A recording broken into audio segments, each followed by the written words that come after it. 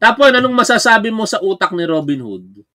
Di ko alam kung nag-iisip ng tama si Senator Robin Padilla eh. Kasi alam niyo mga tol, meron siyang isinusulong na bill sa Senado, anti-troll, 'di ba? Maganda naman yung layunin ng kanyang bill. Kasi talagang problema po sa ating komunikasyon sa publiko ang mga troll no? Mga nagpapakalat po ng fake news. Ang ginawa is mag-inject ng hate para magkagulo tayo. Maganda yung layunin niya. Ang problema yung kaparaanan niya, no? Ano ba ang ginawa ni Senator Robin Padilla? Hindi maganda eh. Hindi maganda yung kanyang ginawa mga tol. Gamitin natin yung video ni Kristan kasi doon ko na kita pinlay niya yun eh. Kristan. Ito yung ginawa niya eh. No? Sa isang sesyon sa isang sesyon sa Senado, ito, di ba? Pag maglabas ka ng mga akusasyon, meron kang corroborate. Dali tuloy natin to. Ito, pakinggan natin Ito ang problema rito. Nagsalita ka sa isang opisyal na proceedings, nagpresenta ka ng sinasabing ebidensya na mukha namang hindi mo binalidate nor nagsagawa ka ng due diligence para alamin kung ano talaga ang katotohanan sa likod ng ipinakita mo sa publiko. Kaya hindi mawawala sa isipan ng tao na ito'y propaganda laban sa isang partikular na personalidad, walang iba kung hindi si Undersecretary Claire Castro. Pakinggan natin. Ng mga ibang taong gustong manira, pwede po natin mapakinggan? Mahingi ka na naman ng dagdag. Puro palpak naman yung mga vlogger mo. Pasensya na, madam. Ginagawa naman po namin lahat yung mga script na pinag-forward sa amin Sinunod naman po namin. Puro nga kayo palpak Puro kayo yung ng budget, wala naman nangyayari. Sino ba hawak mo na class A? Wala po akong hawak na class A. Puro class D lang to, 20 na troll. Sino din yan? Yung grupo po ni Madarahog, kasama sila Rosalinda at Tagbukid. Yan ba yung matandang mukhang gorilla na puro live ang pinagagawa? Yes po, madam. Sila din po yung humingi ng dagdag sa budget nila. Hindi na kami magdadagdag. Puro naman walang kwentang ginagawa ng mga yan. At puro kayo kabubuhan sa totoo lang. Puro kayo palpak. Ang sakit na magsalita, madam. Masakit ba? O mas pagdambal? Hindi sa totoo lang. Nag-abon na nga ako. Wala akong pera. Dahil sa pangingin nito si madam. Wala akong pakialam at problema mo yan. Napakabobo ng mga kinuha mo. Ay, nagsasawa na rin po ako, madam. Ganito na design.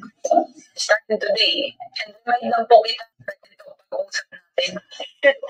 Iyon ang ipinakita, pinarinig, pinapanood ni Senator Robin Padilla sa harapan po ng Senado at publiko. Isang malinaw na scripted conversation para sa aking pananaw. Kasi walang emosyon, di ba? Parang may binabasa lamang yung nagsasalita. Wala talaga. Ito ang pinakamasaklap dito. Binanggit ni Senator Robin Padilla ang pangalan ni Undersecretary Claire Castro. Sinasabi niyang siya daw yon. Tapos binibigyan niya pa ng berde ng Senado para alamin, patunayan na si Undersecretary Claire Castro yon. Ang hindi nakikita doon ni Senator Robin Padilla, ayon sa mga nakita nating post ng ibang mga kapwa nating vlogger, matagal na pala yung audio na yon. Hindi pa Undersecretary si Attorney Claire at hindi si Attorney Claire yon. In fact, yung mga subject vloggers doon, hindi PBBM vloggers, mga Duterte supporter vloggers. Ngayon, may sagot dyan si Undersecretary Claire Castro. Panoorin natin yung balita ng Bilyonaryo News Channel. No, hindi ko na to tinapik. Ayoko na nga sanang pag-usapan to Kasi sa totoo lang, sa bagay, pag-usapan na natin. Total, kailangan din natin ipagtanggol from time to time ang matapang na si Undersecretary Claire Castro. Kayang-kaya naman kasi na Attorney Claire yung kanyang sarili. Kaya kahit hindi natin ipagtanggol, okay na okay lang yan. Pero total, natanong nyo, idikit natin ngayon sa ating topic. Hindi ako yun. Hindi ako. Para sagutin. Sabi ni Undersecretary Claire Castro. Pero ito yung kabuuan ng balita. Itong kabi-kabilang issue, makakausap natin ngayon si Palace Press Officer Claire Castro. Magandang gabi sa inyo, Yusek Castro. Magandang gabi sa iyo, Corina, at sa lahat nanonood sa inyong program. Thank you for your time. Una po, itong audio clip ninyo daw at umano'y troll farm ng gobyerno. Okay, yung una muna na, boses po ba ninyo ang naroon sa ipinresinta ni Senator Robin Padilla? Halatang hindi. Definitely, yung binigay niya na detalye doon, fake news yun. So, siya na nagsusulong ng anti-troll farm na gumagawa ng fake news, dapat siya mismo ang maging modelo. Hindi siya dapat maging kasangkapan sa pagpapalabas ng fake news. So, unang-una sinabi nila. So, dapat malaman natin sinong nila. Sino nagsabi sa kanya na yan daw di umano ay audio clip na nandoon ako or ako yung isa sa mga tao na nagsasalita dyan. So, dapat malaman natin sino nagsabi sa kanya. Pangalawa, sino pa yung source niya? Hindi ba dapat na-vet muna ito bago yan inilabas sa Senado? So, doon pa lang dapat maging responsable ang isang tao, lalong-lalo ng isang senador, lalong-lalo na rin kung fake news yung ipapalabas or misinformation. Kasi makakasira talaga yan sa ibang tao. Totoo. Di ba, makakasira talaga, biruin ninyo mga tol. Tingnan niyo yung ginawa ni Robin Padilla, ulitin natin. Kasi doon sa pinakita ni Kristan, di natin siya nakita eh. So, Ang atin po mang ahensya at PICO ay naniniwala na dapat may troll ang gobyerno. Hindi ko kailangan sagutin, itanong sa kanila. Dapat wala. Ayon sa kanila po, ay wala. Pero actually, talaga bang wala? Sa mga resources na binibigay sa inyo, malay naman namin na wala. Kasi yan ang kalakaran. I mean, I'm speaking for myself. I mean, of course, the official statement. Again, I'm defending their budget. And I'm only saying this based on what is transmitted to me. But, not that I don't believe you, Secretary, but because it happens in real life, we don't know. So, I am told they do not have trolls. I am told they do not use government funds for fake news and trolls. All organic supporters. They're all organic supporters. kung meron ngang trolls dito at may pag-amin pa, di ba, Duterte yun. Inamin mismo ni Rodrigo Duterte that they employ trolls. Ha? Tapos ngayon parang binabaligtad nitong si Senator Robin Padilla.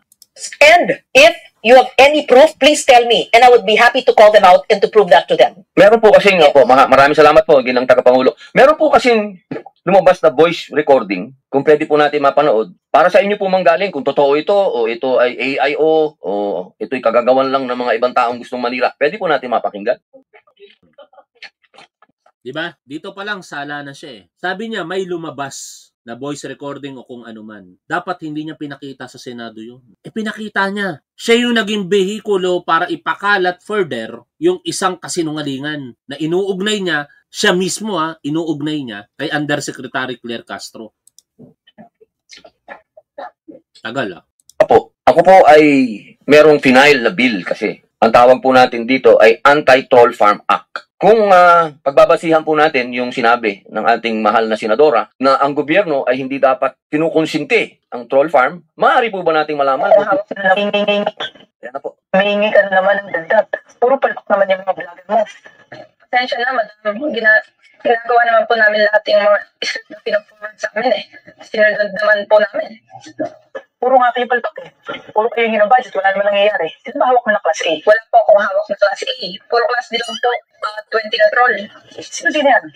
Yung grupo po ni Madarahog, kasama sila sa Linda at taga-Bukid. Yan ba yung matandang mukhang gorilla na puro live ang sila nagawa? Yes po, madam. Sila din po yung humingi ng dagdag sa budget nila. Hindi na kami magdadagdag. Puro naman walang kwentang ginagawa ng mga yan. At puro kayo kabubuhan sa tutula. Puro kayo palpak. Ang sakit na magsalita, madam. Masakit ba? O masakit na ba? Hindi sa totoo lang. Nagabono na nga ako. Wala akong pera. Dahil sa humingi nito si madam. Wala akong pakialam at problema mo yan. Napakabubo ng mga kinuha mo. Ay, nagsasawa na rin po ako, madam. Ganito na lang. Hindi sa akin. Starting today. And may lang po kita. Dito pag-uusap natin. Shit. Ayon po sa mga, pwede niyo pong sabihin hindi sa inyo galing ito Opo. Pwede niyo pong sabihin na hindi sa kanila galing. Alam mo, Senator Robin Padilla, dapat bago ka nagpresenta dyan ng sinasabi mong ebidensya, nag-imbestiga ka muna. Sino ba talaga ang nasa likod niyan? Dapat may pinangahawakan kang pruweba. Kasi binanggit mo pangalan ni Undersecretary Claire Castro. Tapos ibibigay mo pa yung burden na yan sa Senado. Malilecturean ka tuloy dito ni Senate President Tito Soto Hindi ko po sinasabing sa inyo galing ito. Opo. Ang sinasabi lang po nila, ito daw po ay boses ng USEC. Totoo lamang po. Ang sinasabi po nila, hindi ka pala sigurado bakit mo binanggit. Remember, nagpe-presenta ka sa isang sesyon ng ebidensya. Tapos hindi ka pala sigurado, Senator Robin Padilla. Sino po ba ito? I have no idea. I was about to ask you, who is it supposed to be? Can you please state on the record? Ang sabi po nila, ito daw po ay voice recording ni USEC Claire Castro. Na daw siya po ay may kausap ng mga vlogger. So hindi po, sa inyo po hindi galing sa kanya. Opo. Ngayon, ano ang naging epekto? Pag tatanga-tanga ang nanonood, maniniwala ka agad na si Yusek Castro yan. Yun ang hindi mo naiisip, Senator Robin Padilla. O, ituloy natin ang interview kay Undersecretary Castro. So, you're confident na kapag ito po ay ipinresinta sa NBI for, I don't know, audio imprint, sabi po ni SP Soto, na hindi, nalalabas po ito spliced lang. Mas maganda ituloy muna natin to. Malilecturean siya rito ni Senate President Tito Soto. Tuloy natin to mga tol, tiyagayin natin. Instead of naming somebody that we're not sure of, why don't we send it to the NBI for voice print? Imbis na namumula tayo, nagbabanggit tayo ng pangalan. Because I cannot... the name of Yusek or Atty. Castro, it's unfair for her. I-print nyo na lang sa voice print na lang sa NBI para hindi tayo masabi sa mga ganyang mga balitaan. Because I will give you an advice from Denzel Washington. Sabi niya, if you don't listen to the news, you're uninformed. If you listen to the news, you're misinformed. Ganun lang. Diba? But Mr. President, I would just like to correct that. Napagsabihan tuloy siya ng quote nitong si SP Tito Soto. When I was in the news, it was the correct information. I worked very hard to validate all the news that I did, at least during my time. But regarding the request of Your Honor, Senator Padilla, I would not be in a position to ascertain the authenticity of the voice. Balik na tayo kay Undersecretary Castro. Hindi siya splice. Hindi ako yun. Hindi siya. Hindi ako yan. So definitely, malakas ang loob ko. So baka mahiya sila kasi mali yung ibinigay nilang info. Okay. Yung pagkakaroon naman po ng troll farm, tama po ba yun na sinabi rin ni SP Soto in defense of the President na ito po'y biro lang na sa isang kampanya, ang sabi ni PBBM dati ay mayroon din daw siyang troll farm.